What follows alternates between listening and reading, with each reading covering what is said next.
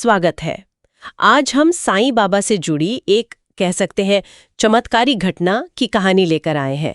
ये हमें एक स्रोत से मिली है और ये कहानी मतलब बहुत भावनात्मक है। हाँ, बिल्कुल। ये शिरडी में हुई एक घटना पर आधारित है और आज हम इसी को थोड़ा समझने की कोशिश करेंगे, है ना? हाँ, देखेंगे कि इसके पीछे का संदेश क्या है। तो कहानी का जो मुख्य पात्र है वो एक किसान है, रामचंद्र जी। और उनका एक बेटा है गोविंद। जी। अब सोचिए, एक पिता जिसका इकलौता बेटा है और वो बहुत बीमार है। मतलब इतना बीमार कि डॉक्टर भी कह चुके हैं कि अब कुछ नहीं हो सकता। हाँ, ये स्थिति तो किसी के लिए भी बहुत बहुत मुश्किल होती है, जब सारी उम्मीदें टूट जाती हैं। बिल्कुल। और यहीं से कहानी थोड़ी दिलचस्प हो जाती है। सही कहा। स्रोत बताता है कि बच्चा गोविंद करीब 6 साल का था। हाँ, 6 साल का। और तेज बुखार था उसे, इतना तेज कि वो बेहोश था। जी, और जैसा आपने कहा, वैद्य, डॉक्टर सब ने हाथ खड़े कर दिए थे, उम्मीद छोड़ दी थी। तो ऐसी हालत में रामचंद्र क्या करते हैं? वो अपने बेटे को लेकर साईं बाबा के पास पहुंचते हैं। हाँ, ये वो पल है जहां मतलब दुनियावी रास्ते बंद होने पर इंसान आस्था की तरफ मुड़ता है। सही कहा। स्रोत में लिखा है कि जब रामचंद्र पहुंचे तो बाबा ध्यान में थे। फिर बाबा ने धीरे से आंखें खोली, रामचंद्र को देखा। वो घबराए हुए थे, जाहिर है। हाँ, एक पिता की घबराहट समझी जा सकती है। तो बाबा ने देखिए बहुत शांत स्वर में कहा, क्यों डरते हो? अच्छा, ये बच्चा ठीक हो जाएगा। बाबा के होते हुए डर कैसा? ये शब्द ही अपने आप में मतलब आधी दवाई का काम कर गए होंगे उस वक्त। बिल्कुल, डर को हटाना शायद पहला कदम था। फिर बाबा ने क्या किया?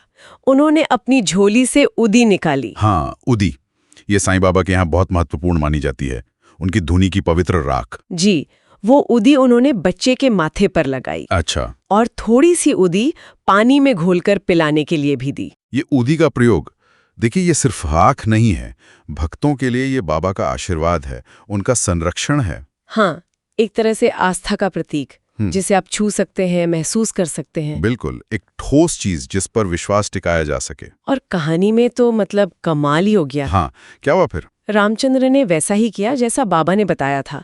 उदी लगाई, पिलाई और कहते कुछ ही घंटों में। कुछ घंटों में? हाँ, गोविंद ने आंखें खोल दी, उसका बुखार उतर गया। अरे वाह! और वो मुस्कुराने लगा। ये तो वाकई मतलब चौंकाने वाला बदलाव है। इतना चौंकाने वाला कि स्रोत में ये भी लिखा है कि जो डॉक्टर इलाज कर रहे थे ना, उन्होंने भी इसे माना कि ये तो कोई दैवी चमत्कार है।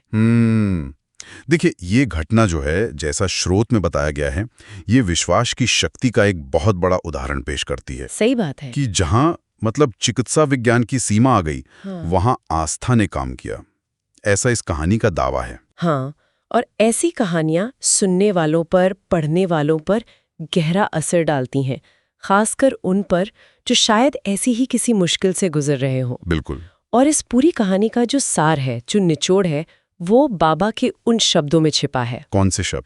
जो उन्होंने रामचंद्र से कहे थे, श्रद्धा और सुबूरी रखो, सब ठीक होगा। श्रद्धा और सुबूरी यानी विश्वास और धैर्य। हाँ, ये दो शब्द, श्रद्धा और सुबूरी, ये साईं बाबा की शिक्षाओं का आप कह सकते हैं केंद्र बिंदु माने जाते हैं। अच्छा। श्रद्धा मतलब ईश्वर पर या गुरु पर अटूट विश्वास बिना किसी शंका के, और सुबूरी यानी धैर्य रखना, धीरज रखना, सही समय का इंतजार करना, चाहे हालात कितने भी विपरीत क्यों ना हो। और इस कहानी में ये दोनों चीजें दिखती हैं। बिल्कुल। रामचंद्र की श्रद्धा और फिर धैर्य का फल। बिल्कुल।